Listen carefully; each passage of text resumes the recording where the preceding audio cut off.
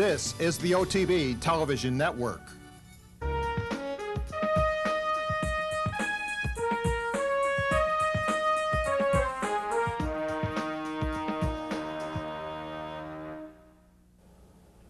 Hello and welcome to this week's edition of Horses and Courses. I'm Jean Laggett and with me is Dick Powell. Hi, Jane.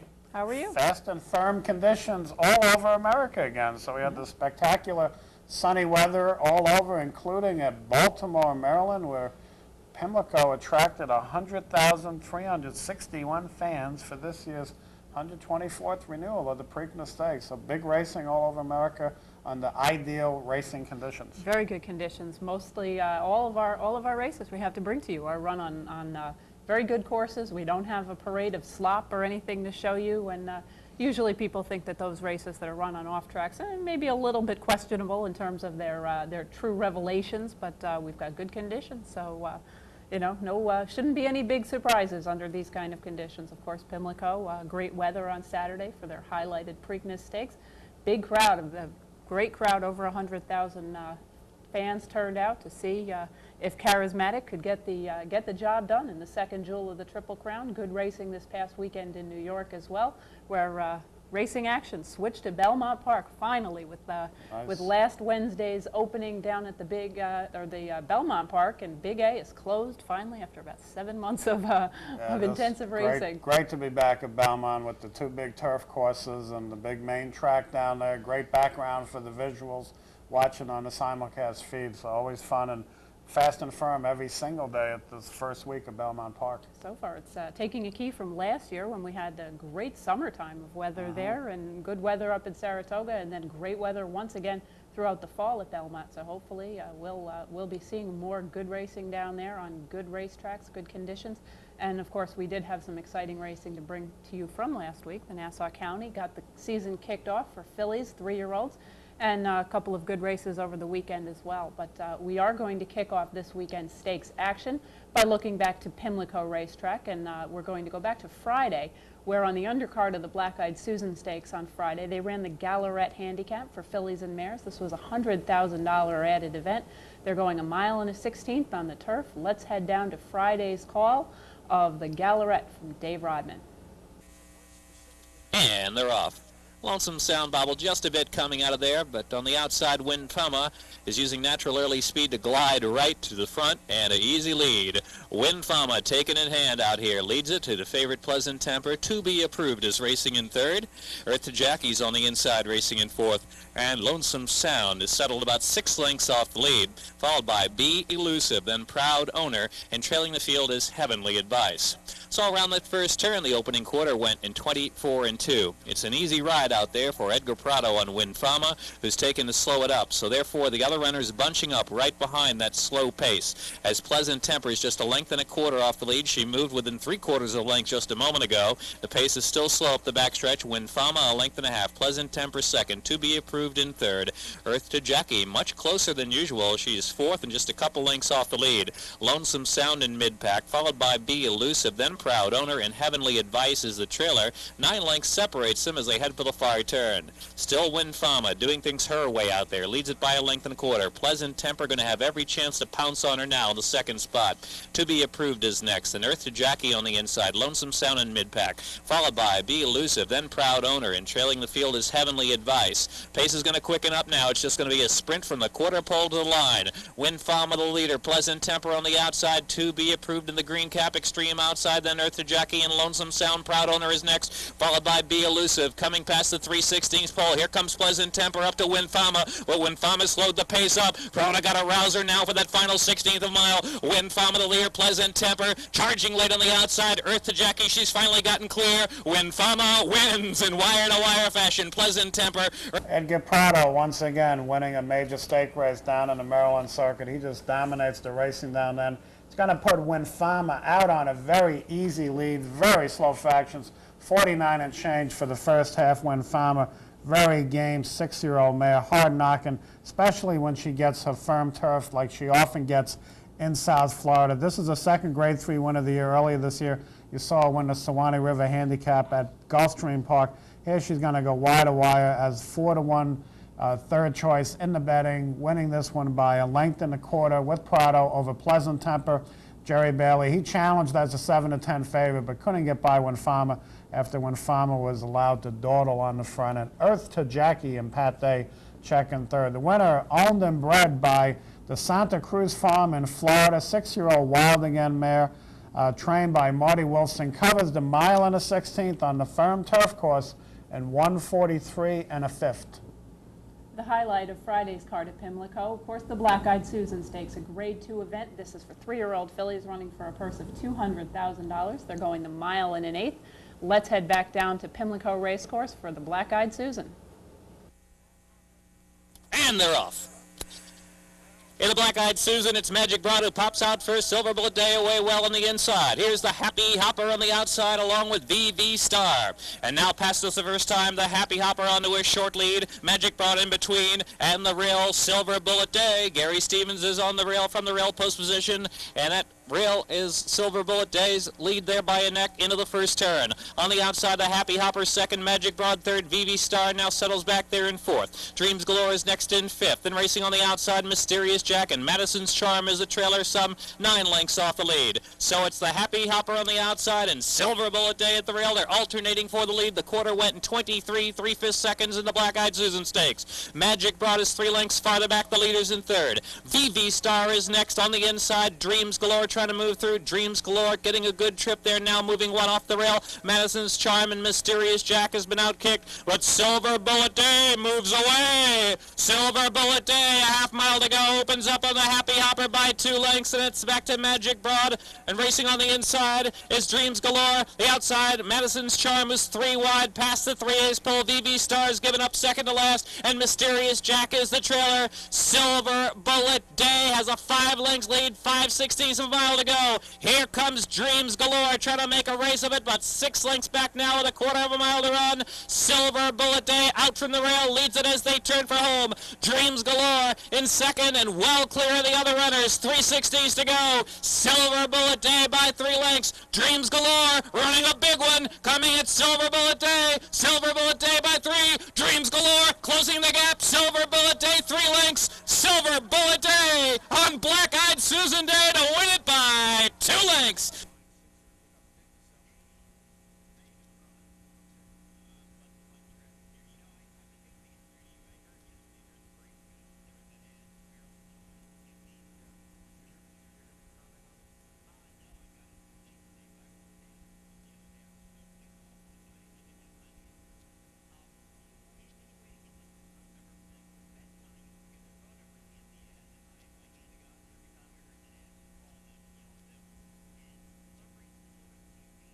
Took advantage of that with a very alert effort out of the gate, dueled for the lead with the Happy Hopper, put that one away rather handily, opened up a big lead, and then cruised home to win this one by 2 lengths as the heavy 1-10 favorite. Dreams Galore continues to run well. Unfortunately, she just can't seem to get a break, always running into one of the better fillies.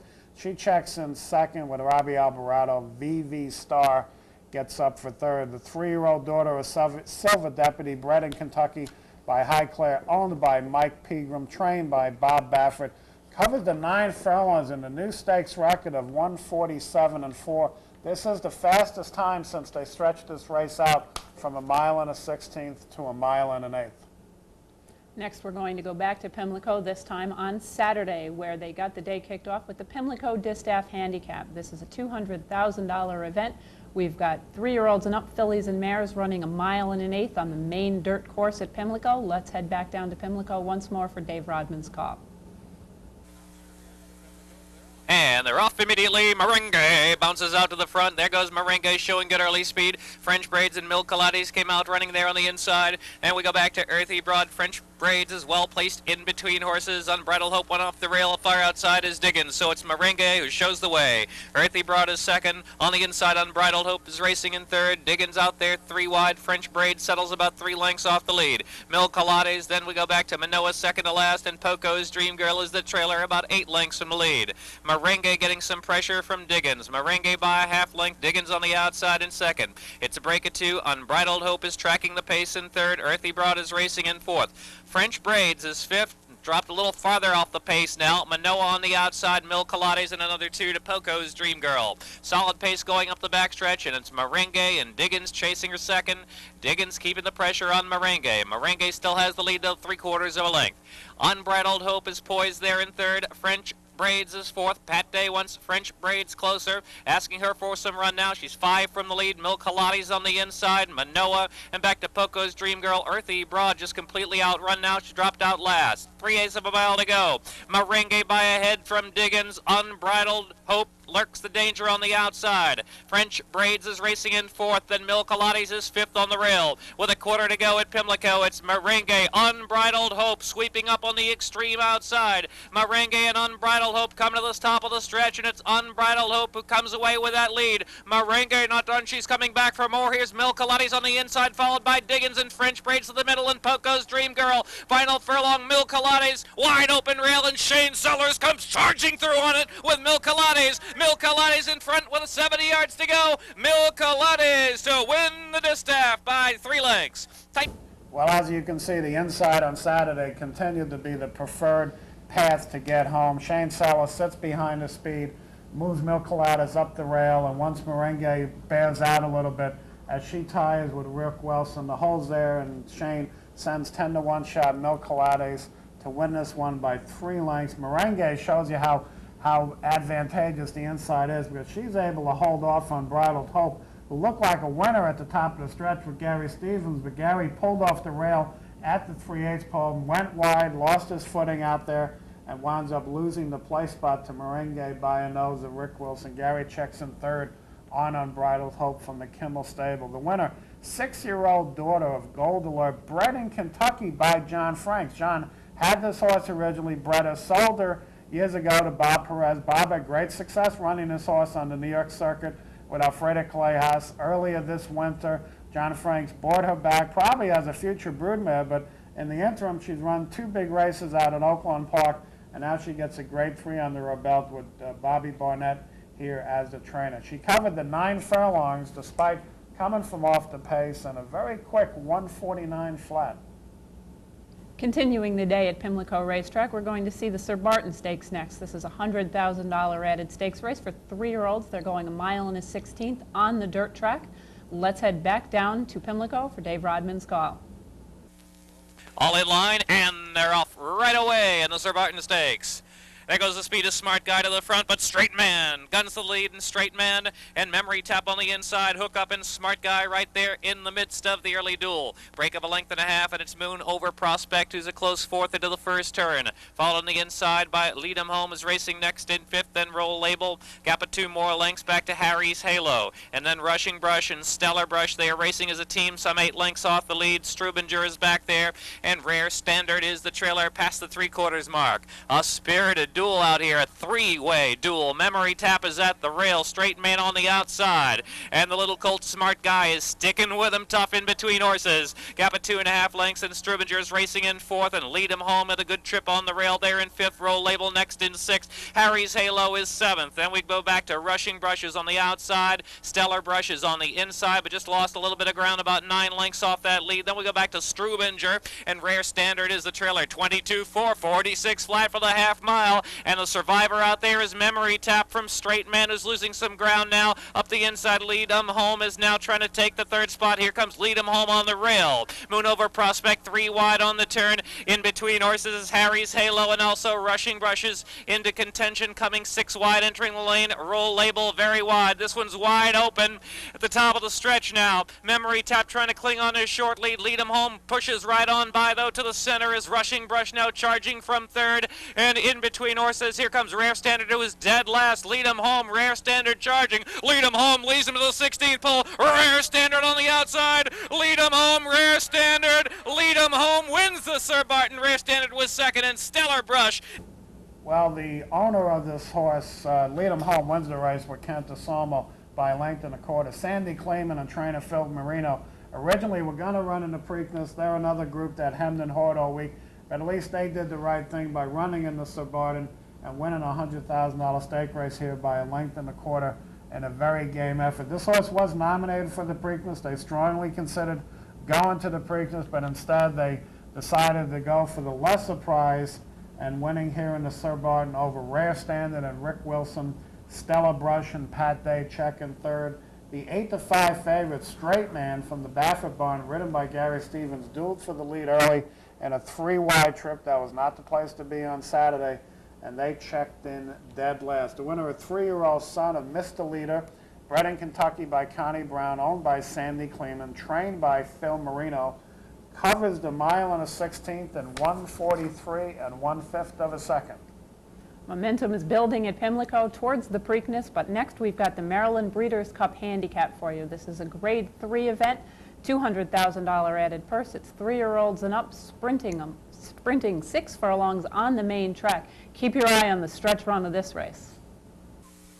All in line, and they're off. Artax was slow from the gate. Artax was left at the gate there, last of all. It's Yes, It's True gunning up for that early lead. Just Call Me Carl with some early speed, and right there in between horses is Brushed On Extreme outside. It's the Trader's Echo. The Trader's Echo now takes third. Power by Far pushed along but losing ground. Purple Passion on the inside. Just Call Me Carl is 3 wide. Artax going to have to be very good from here. He's 4 wide after breaking dead last in the starting gate, but Artax is moving up just 3 lengths in that lead. Green Spring Willie is the trailer. 23-1 for the opening quarter with just about 3/8 of a mile to go. Yes, It's True has a head in front. Yes, It's True has that lead as they enter the far turn. Here comes Artax on the outside, running a big race. The Trader's Echoes in between horses, battling away, followed by Purple Passion is racing in fourth as they turn for home. Artax, Yes, It's True on the inside, battle it out, a half in 45 and 3, and Yes, It's True, he's got more. Yes, It's True on the inside under Jerry Bailey. Artax back in second, Purple Passion, followed by the Trader's Echo, brushed onto the far outs. Oh, there's a fan on the racetrack, ran right in front of the horses. It's amazing. Everyone is up and safe, including the fan. Yes, It's True in a Maryland Breeders' Cup that we will remember for a long, long time to come.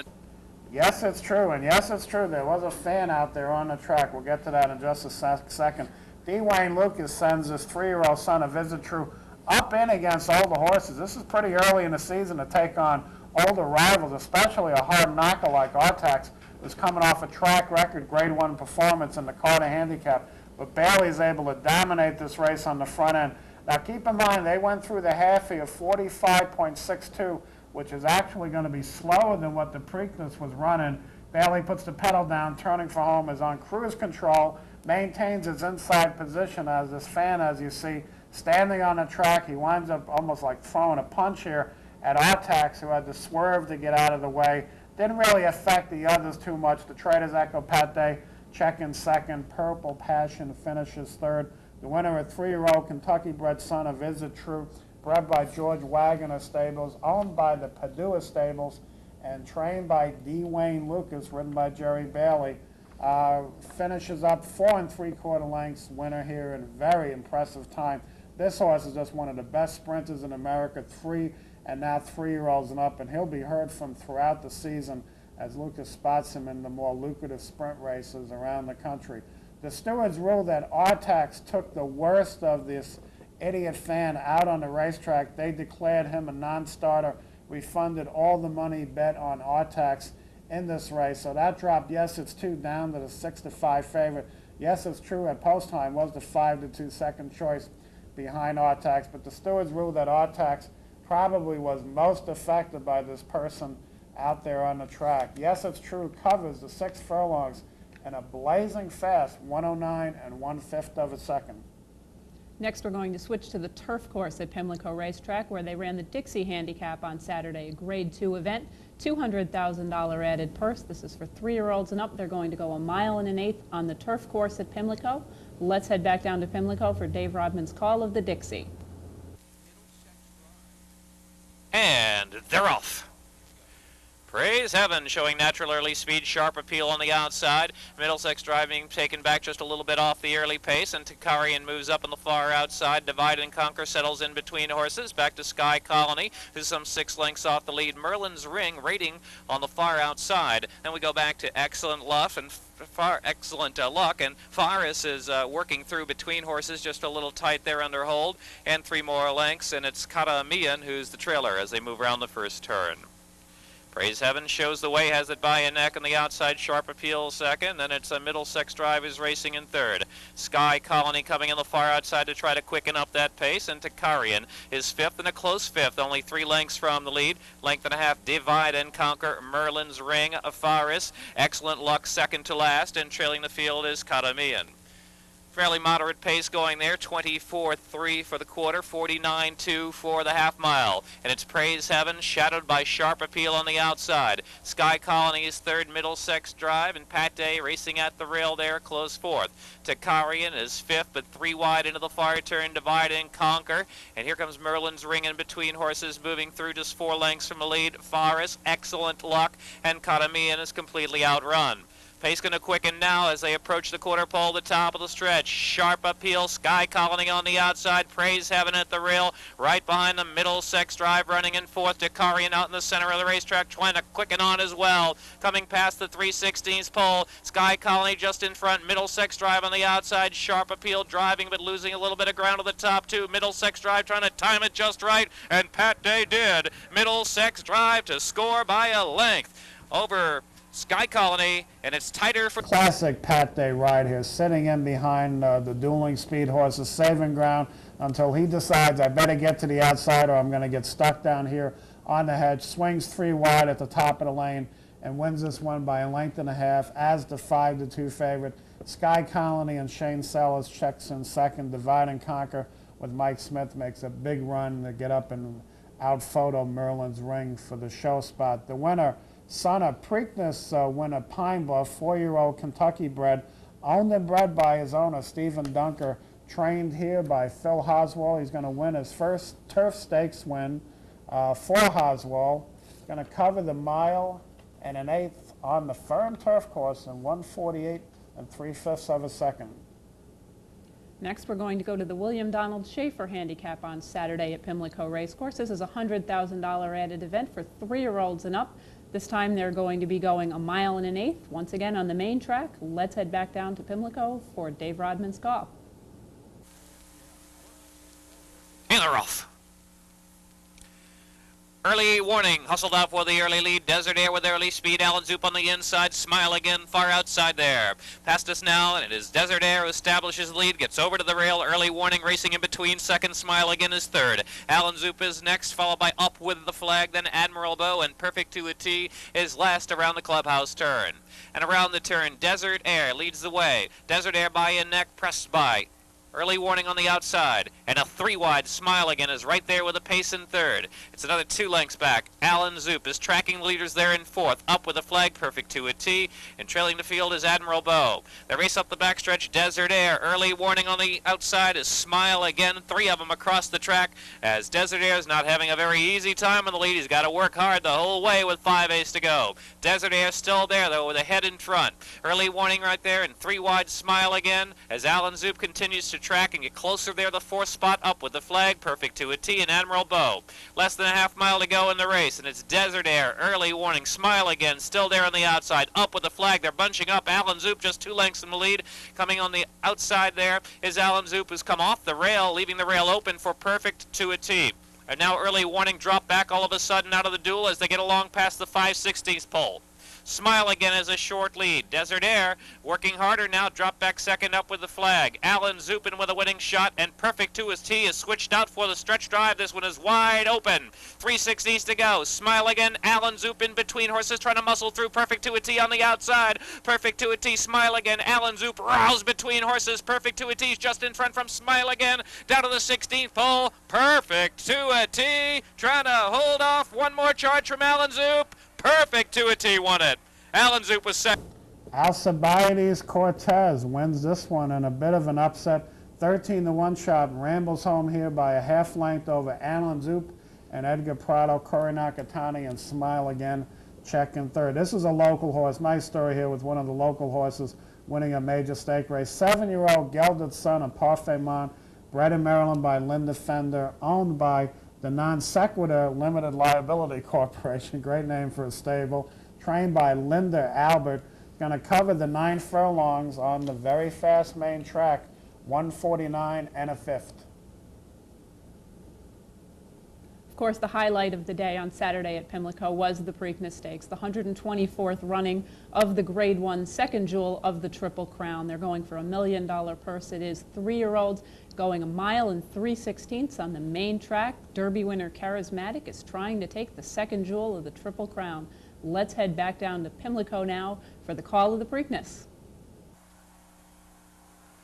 And they're off. That was a picture-perfect start in the 124th running of the Preakness Stakes. There goes Cat Thief, Kimberlite Pipe, and Torrid Sand with some early speed on the inside. Adonis, Worldly Manor on the extreme outside. We have Vicar from the outside gate. Valhall now moving forward in the pace as well. Charismatic, Stephen God Even. Menifee back there, only 3 horses beaten. That's the filly Excellent Meeting. In the back of the pack, we have Badge, and Patience Game is the trailer. About 11 lengths covers them, and it's a 3-way scramble out for the lead. The rail goes to Kimberlite Pipe. Cat Thief is right alongside, and Vicar 3 wide, pressing the pace. It appears very honest out there. It's a break of about 4 lengths. Torrid Sand is next. Valhall, Worldly Manor is next, racing in 6 while 3 wide. Now we go back to Adonis, and Menifee is at the rail, some 7 lengths off the lead. Menifee 7 lengths from lead. Stephen God Even. The Derby winner, Charismatic, is far back of the field now, some 10 lengths to the front. Badge is next. An Excellent Meeting. The fillies dropped out to last, passed by Patience Game. The filly is last at this point. About 10 lengths separates them.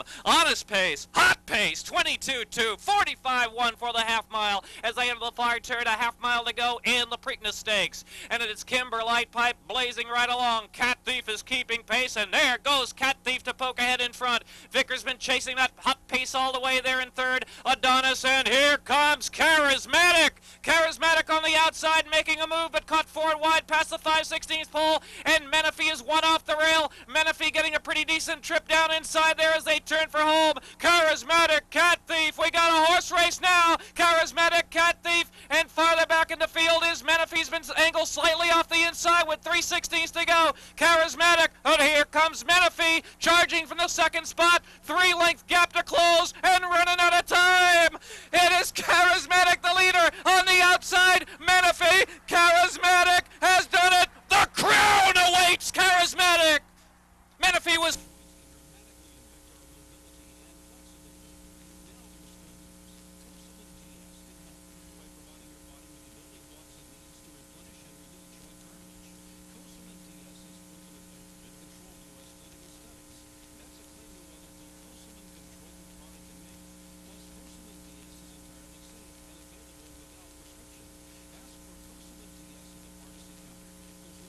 with Kimberlite Pipe being sent to the front by Shane Sellers. Mike Smith decided to go instead of taking back and sitting on the wood, and Vicar joining the fray 3 wide on the outside with Robbie Alvarado. They're going to cover the half in 45.27, faster than the Maryland Breeders' Cup win in a Grade 2 6-furlong sprint. So this was just an outrageous pace scenario. They kept it up down the backside. Clearly a closer was going to win. Now most of the closers on Saturday that did anything came up the rail, but Chris Hanley had Charismatic in a drive on the outside. Once he took the lead, he drifted in, and that may have been to his benefit because he got to the better part of the track and held off Menifee by a length and a half. Menifee with Pat Day made his usual big run in the stretch, but Pat kept him on the outside all through the stretch, and he almost wound up blowing the place position to 58 to 1-shot Badge, who wound up down on the inside through the final furlong. And Mike Luzzi just missed finishing second here with the Gotham winner Badge and trainer Joe Aquilino. Stephen got even. Good effort in a wide trip by Gary Stevens. What Gary was thinking about all day Saturday on the main track, I have no idea. He was wide in just about all his races on a track that did not favor that kind of running style. Patience Game actually ran a pretty good race for 5th despite having serious traffic problems.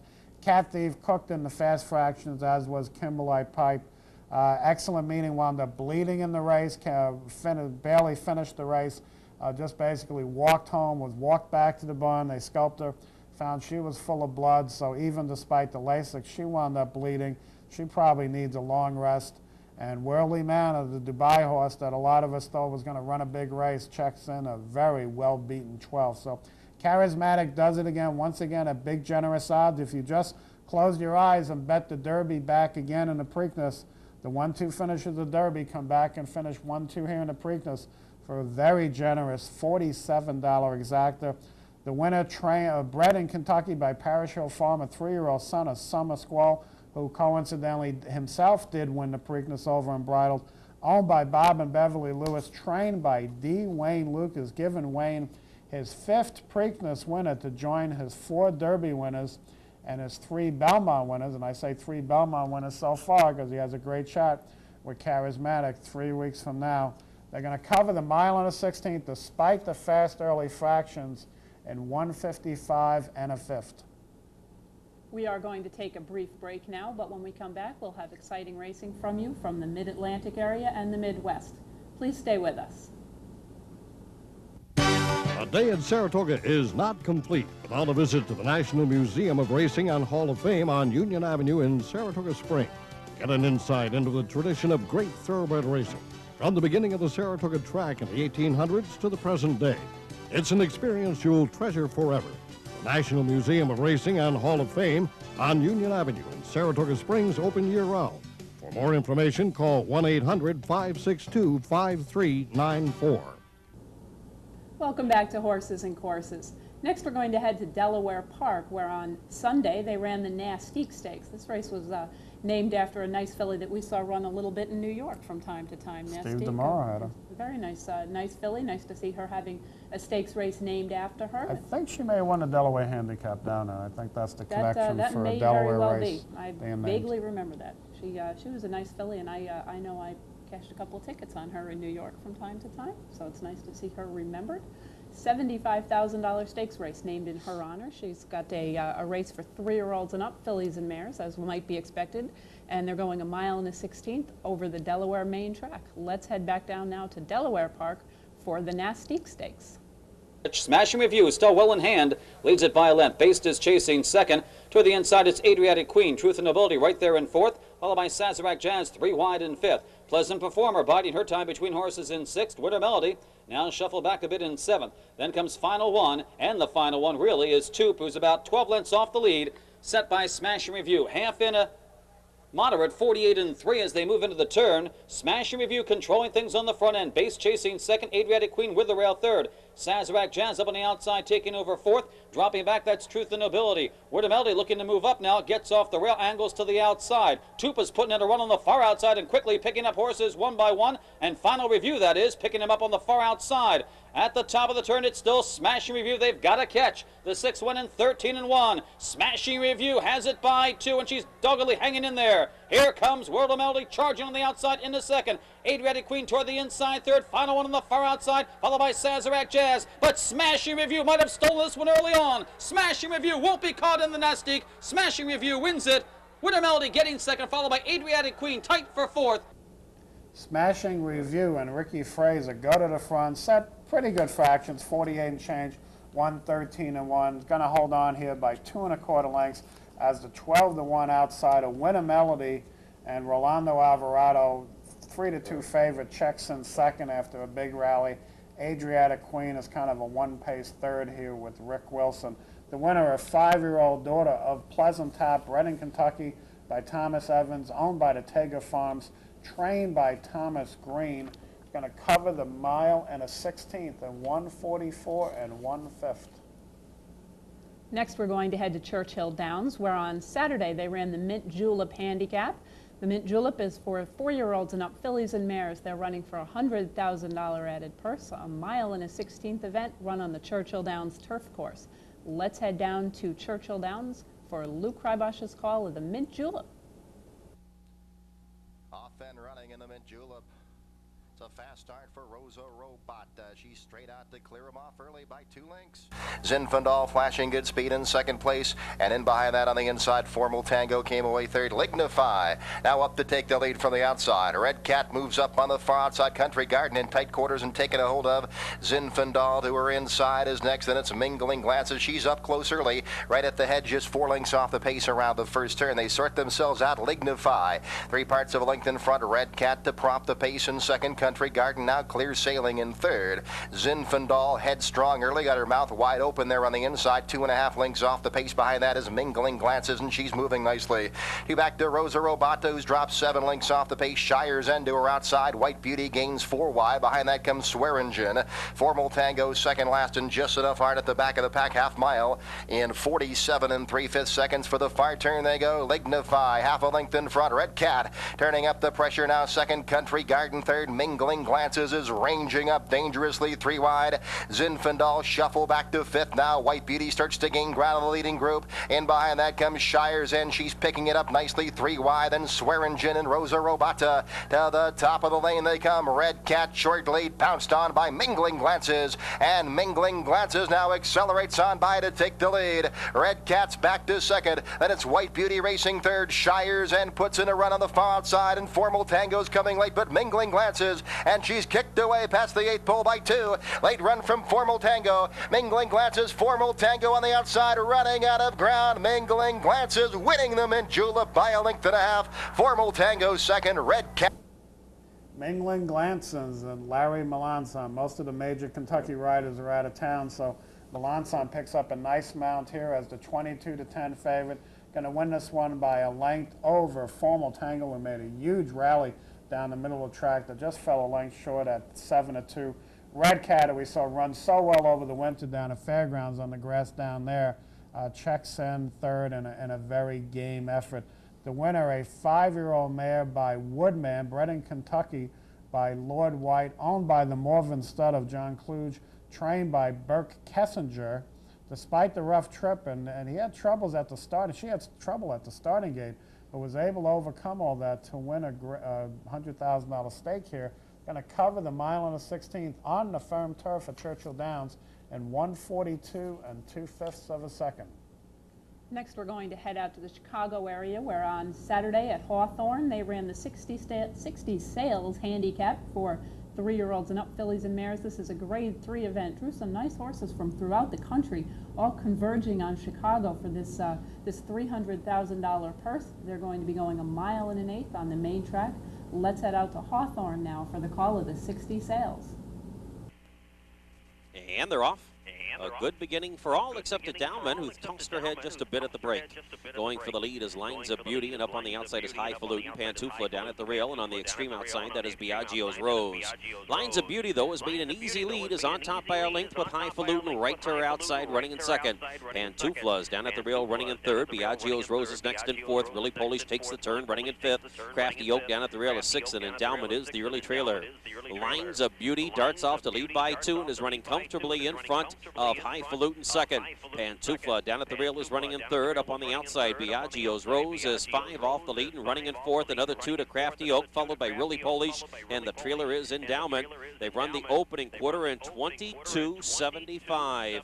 Lines of Beauty is setting a fast pace, and Highfalutin is chasing in second. Pantufla down at the rail is running in third. Biagio's Rose, 3 off the lead, is on the outside fourth. Crafty Oak on the inside of Really Polish, and Endowment trails the field, and there's a half a mile still to run in the 60 Sales. Halftime was 46:16, and now on to the far turn. Lines of Beauty still leads the way. Highfalutin is running second. Pantufla has asked for a little more. Down at the rail runs third. Up on the outside, Biagio's Rose gaining ground. Crafty Oak down at the rail, and Really Polish is going to wait for another day. She is not kicking into gear, and Endowment trails the field. They're at the top of the home stretch, and it is Lines of Beauty with the lead. Highfalutin draws alongside. They're into the home stretch, and Lines of Beauty still fighting on the lead. Highfalutin on the outside. Look at Crafty Oak gaining at the rail. Final furlong, and Lines of Beauty leads the way. Crafty Oak comes through on the inside, and it's Crafty Oak who is going to upset the field in the 60 Sales. Crafty Oak draws away, wins under a rail skimming ride by Raceabile. Highfalutin. Well, $300,000 will get you some good horses, but rank outsider, Crafty Oak, former $17,500 claim. It goes off as the second longest price in here at almost 20-1 odds, and Raceabile riding. Going to win this by 2 3/4 lengths over Highfalutin. Lines of Beauty checks in third. The favorite, Really Polish, who ran so well this winter at Oakland, finishes last, and New York shipper Biagio's Rose and Aaron Grider finished second to last. The winner, a 5-year-old mare by Crafty Prospector, bred in Kentucky by Marvin Little and Jimmy Island, owned by the Virginia Terra Trust, trained by Gene Cilio, pays $41.40 in a very game ride by Racer Bill, saving all the ground, slipping through to draw off to win this one. In stakes and track record time, this is a 24-year-old track record, 146 3/5 for the 9 furlongs. Next, we're going to head out to Texas to Lone Star Park, where the Ali Sheba Breeders' Cup Stakes was run on Saturday. This is a $100,000 added stakes purse, 3-year-olds going 7 furlongs. Very nice sprint race here. This is a quick one. Keep your eye on the stretch drive. Let's go out to Lone Star Park now for the Ali Sheba. And they're off. A smooth beginning for Tricky Crew. Now coming on is a Bajo. Another niner has speed for this opening furlong. So too does Fantastic Finish. Then we have Lexington Park. Farther back is Brassy Wells, and Echo Canyon is last after 1 furlong. From the outside, Fantastic Finish now ranging up to get just in front there of a Bajo and Tricky Crew between 3-year-olds, and Lexington Park begins a forward march toward the inside. At the rail is Brassy Wells, followed by Echo Canyon. Echo Canyon now coming up between horses in the red cap, and another niner running well out into the track, racing 7th and last. The opening quarter went in 22 seconds flat. They have 3 furlongs to go in the Ali Sheba Breeders' Cup, and it's a Bajo. A Bajo pokes ahead just in front there of Fantastic Finish coming toward the quarter pole, followed by Lexington Park at the rail. There's Echo Canyon. Marlon St. Julian working harder now on Tricky Crew. Tricky Crew is caught 5 wide, top of the stretch, then Brassy Wells and another niner last of all into the stretch. And it's a Bajo and Fantastic Finish. A Bajo's in front. A lone furlong left at Lone Star. A Bajo. Lexington Park is running hard at the rail. Lexington Park trying to come through inside of a Bajo. A Bajo tightening things up on Lexington Park in close quarters there. Steadies for a moment. A Bajo. A Bajo. Donnie Mesh rides him hard to the line. A Bajo by a length. Well, we had fast races all over the country, and this was no exception. A Bajo duels with Fantastic Finish through a half of 43.73, takes over in the stretch and is going to gamely hang on by a length as the 7-2 third choice in the wagering. Lexington Park and Donnie Simonton checking second as a long shot. Echo Canyon and Eddie Martin get up for third. The winner, a 3-year-old son of Robin Dancer, bred in Florida by the Farnsworth Farm, owned by William Heilbrock, trained by Steve Asmussen, is going to cover the 7 furlongs and a brilliantly fast 1:21 2/5 of a second. We are going to take our second break now, but when we come back, we'll be heading out to Southern California for some stakes action from Hollywood Park, and of course bringing you the opening stakes action from Belmont Park right here in New York. Please stay with us. Another stakes racing weekend is upon us with 2 Grade 2 events from Belmont. Saturday, it's the $150,000 Chevy handicap for fillies and mares 3-year-olds and up. Sunday, it's the $150,000 Peter Pan for 3-year-olds.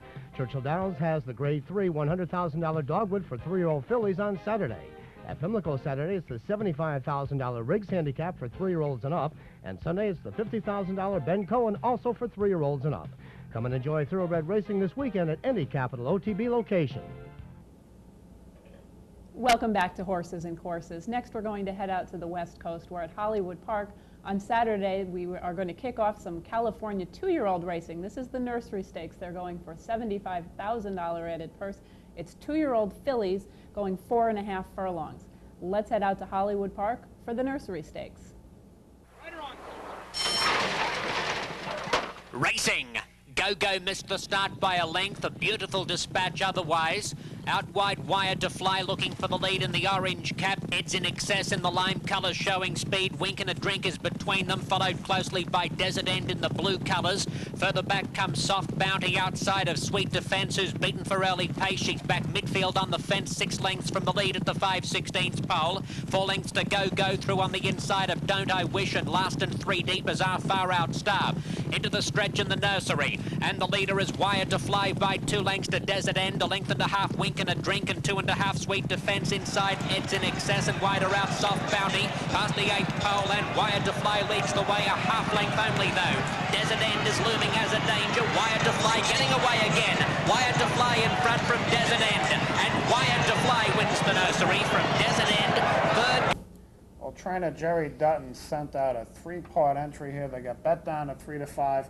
and they're going to finish first, fourth, and fifth. His top choice here, Wire to Fly, and Alex Solis going to go wire to wire here, winning this one by 2 lengths over second choice, Desert End, with David Flores. Our Far Out Star and Bryce Blanc check in third. The winner, a California-bred 2-year-old daughter of Flying Victor, owned by Jerry Dutton and Clara, trained by Jerry Dutton, going to cover the 4.5 furlongs in a very sprightly 51 3/5 of a second. On Sunday at Hollywood Park, it was the Inglewood Handicap. This is a Grade 3 affair for 3-year-olds and up. They're going 1 mile and a 16th on the turf. The purse there, $100,000 added. Let's head back out to California now for the Inglewood Handicap.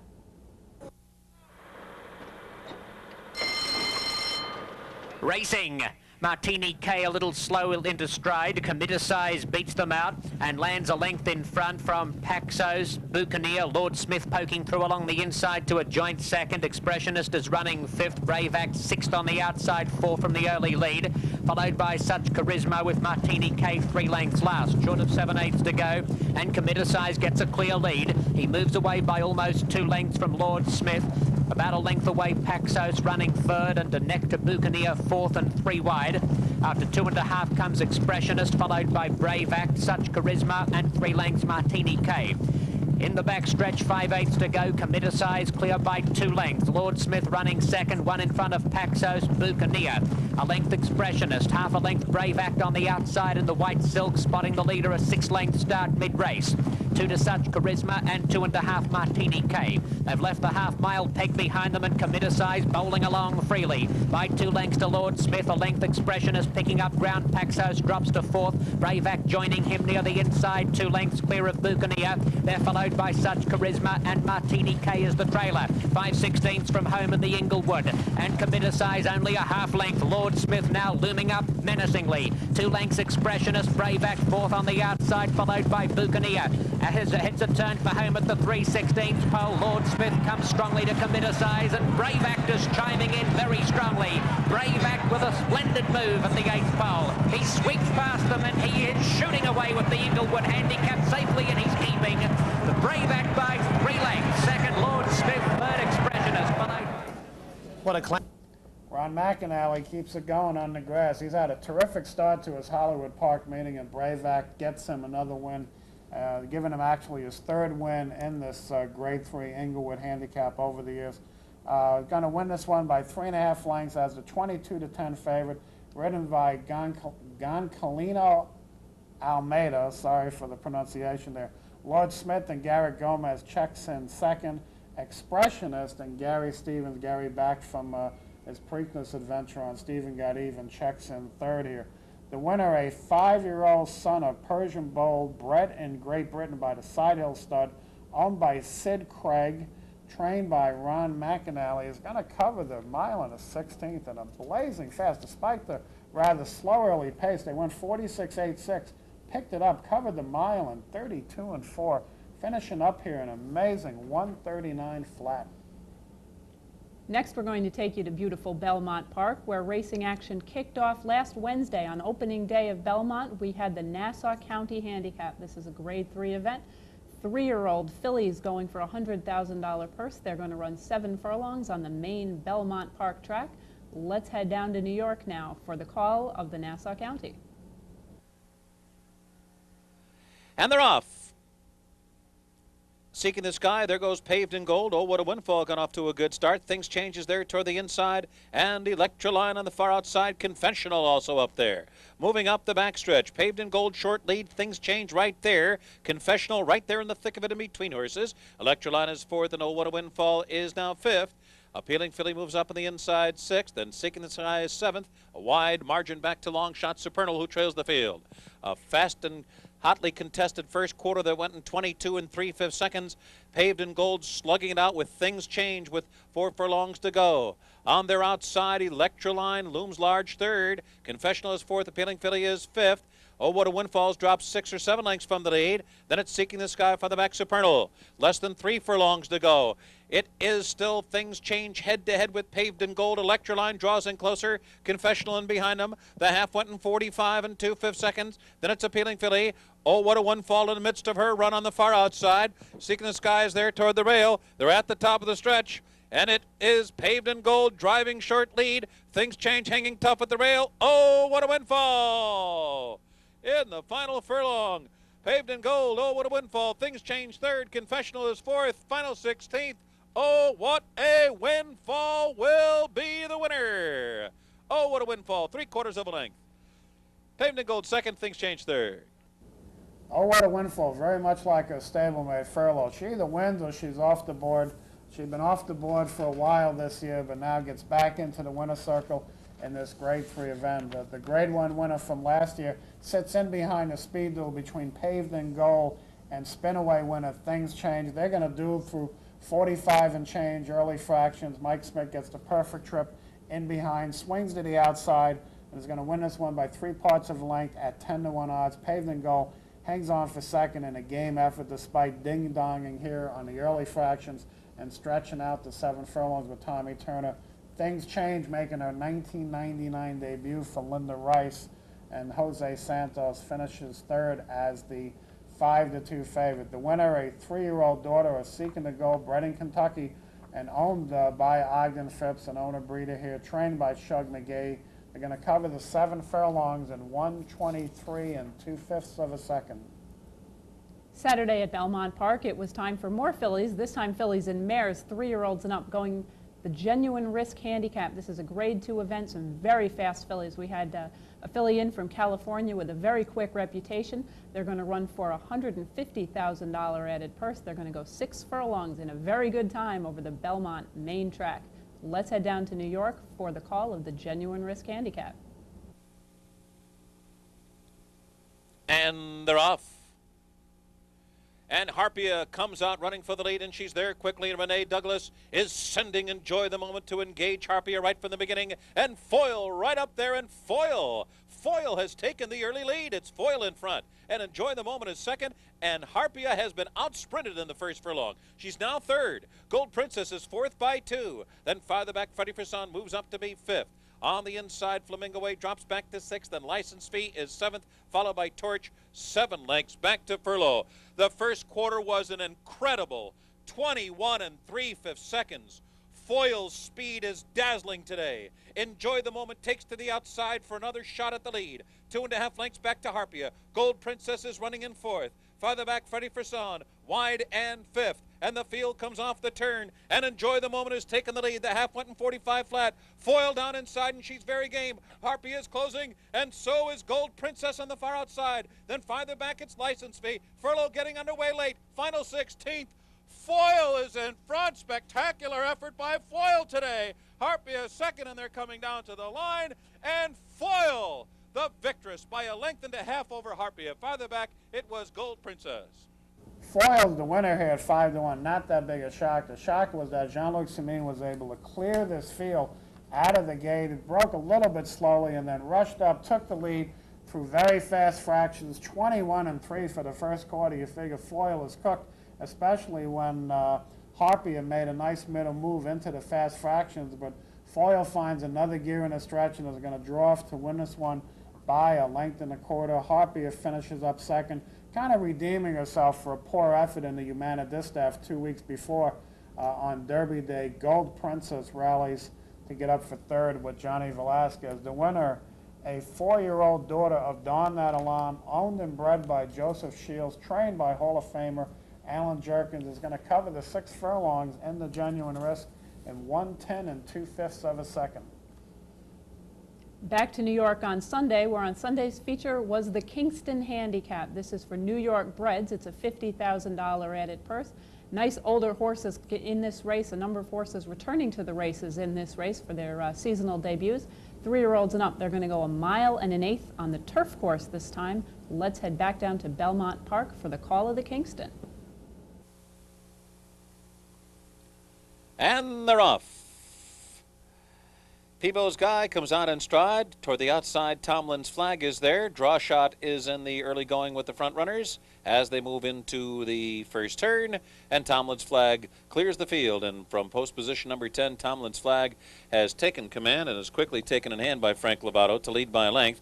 Peebo's Guy is sitting back in second. Then it's Draw Shot third, followed by Adcat fourth ahead, Blues Event fifth ahead, Goodman Sam is sixth by a head. On the inside, it's Iron Cop, and on the far outside, Good Things to Come moving up a couple spots now.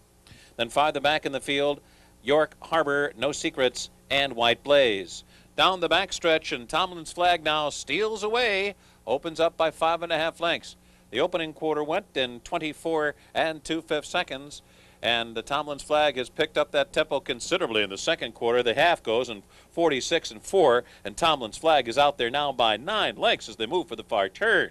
Peebo's Guy is second, Draw Shot on the outside, running along in third position. Adcat, then Blues Event, who's put to a drive on the outside, fourth. Goodman Sam is dropping out of it, now being passed by Good Things to Come. 3 furlongs to go. Tomlin's Flag, they're whittling away at the lead. It's down to 7 lengths now. Peebo's Guy is second, Draw Shot third. Blues Event continues in a drive. Wide and fourth. Adcat fifth toward the inside, moving steadily. 5 lengths back to Good Things to Come. Tomlin's Flag now shortening stride, gaining on him quickly. The lead's down to 2.5 lengths. They're about to blow by him. Here comes Peebo's Guy. Adcat coming through on the inside. Draw Shot is there on the outside. Blues Event is in behind a wall of horses. Tomlin's Flag gives way. Peebo's Guy has got the lead. It is Peebo's Guy in front. Adcat driving through on the inside. Peebo's Guy ahead. Adcat second. Blues Event coming on third. Adcat coming up on the inside, and Peebo's Guy ahead bob. Ahead bob either way between Peebo's Guy and Adcat. Blues Event comes on to be third. Last year, Peebo's Guy was a dead heat winner on New York Showcase Day, almost a dead heat winner here on Sunday, but Johnny Velasquez is able to get his nose down on the wire and holding off a gallant Adcat who made a big run at the lead, but just couldn't get by Peebo's Guy, the 17-10 favorite. Adcat, great ride by Mike Smith, coming up the rail, just missed. Blues Event and Georgie Chavez finishes third. Draw Shot, a horse that took a lot of money, kind of ran a one-pace fourth without being able to make up any ground on the leaders. The winner, 5-year-old gelded son, bred in New York by Peter DiStefano, by Cormoran. Peter's the owner-breeder of this one, trained by Leo O'Brien, ridden by Leo's son-in-law, Johnny Velasquez.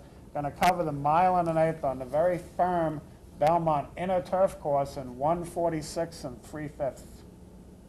That wraps up our look back at the previous week's stakes action. And one thing I have to say, we were privileged to see an awful lot of very fast times run in this week's segment of the show. Very good racing. Stopwatches were breaking all over the place, and the final time in the Preakness didn't really stand up very well, but considering how hard the early pace was and how the track was kind of not kind to wide closes, I think the final time of 55 and change was good. Not spectacular, but very good. The half-mile time, I think, was the second fastest.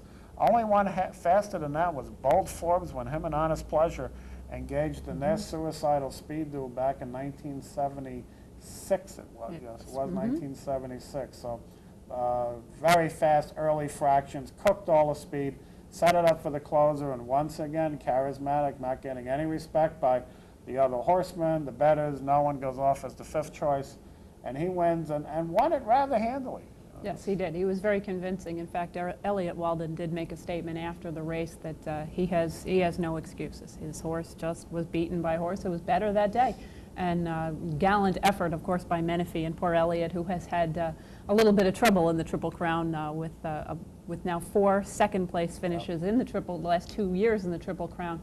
Of course, he did get the Belmont win last year by a desperate nose, and will hopefully be returning to take on his rival Charismatic once again, with Menifee in 2 weeks, or in 3 weeks actually, when we have the Grade 1 Belmont Stakes right at Belmont Park. So looking forward to that. Last year's Preakness, real quiet, really dominated Victory Gallop. I mean, he went right by him in the stretch. In fact, Victory Gallop was life and death to hold off Classical Cat for the place position. So sometimes you see a horse look dominant in the Preakness. They come back 3 weeks later, and for some reason the apple cart gets turned and the order gets reversed. But Charismatic, a horse that Lucas had said, once this horse got good, which was right around Santa Anita Derby time when Wayne started racing him every 2 weeks, Wayne had told Bob and Beverly, this is our Belmont horse. So the shock is he was able to win the first 2 legs, but Wayne had set up right from that time forward that this was their Belmont horse, so now he gets to Belmont. $5 million guaranteed bonus if he's able to win it, a place in history as a 12th Triple Crown winner. And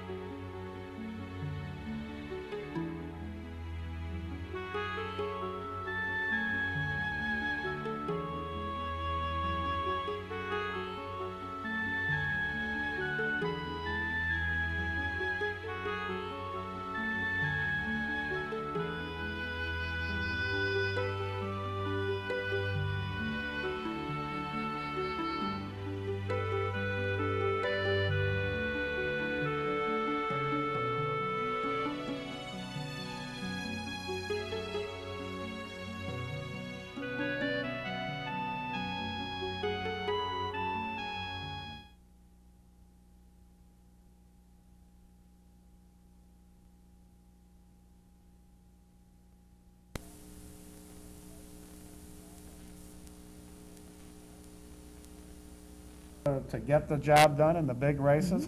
He's now won 4 Derbies, 5 Preaknesses, and 3 Belmonts. This is a guy who at one point they said couldn't win the big one. Could never get in there. This is actually the first time that he will be trying for a Triple Crown. He has not. He's not been able to sweep the Derby and the Preakness with one horse in the past. So it is his first shot going for a Triple Crown. And interestingly enough, I read a statistic that states that if you take an average of the field size of the Belmont Stakes that were won by Triple Crown winners, the average field size 7. Yeah. And it looks to me like Charismatic will be facing a lot more than 6 rivals in the Belmont Stakes. And I think that if he's able to get the job done, then his name will go in the history books. It doesn't matter who he beats. We haven't seen it done in 21 years. And if some of the other horses that have been there on the verge and tried and failed have not been able to get it done, there should be no knock on Charismatic if he succeeds. Bob Baffert has some decisions to make. He said all week that he was going to run Prime Timber into Sir Barton with the Belmont as his ultimate goal. Well, the Sir Barton came and went, no Prime Timber, so we don't know what the status is of Prime Timber heading on to the Belmont, whether in fact he's going to be pointed for that or be rested up. And then obviously with Silver Bullet Day running 2 monstrous races in the Kentucky Oaks and the Black-Eyed Susan, both at 9 furlongs, shorter than the male races, but still dominant in terms of physical appearance, running time, everything else. I don't know if Baffert's willing to go 1.5 miles against a big field at Belmont Park, but certainly Bob has to make a decision that if he doesn't go into Belmont, and in fact Charismatic wins the Belmont, he's horse of the year. It doesn't matter what Silver Bullet Day does for the rest of the year. Charismatic Triple Crown winners are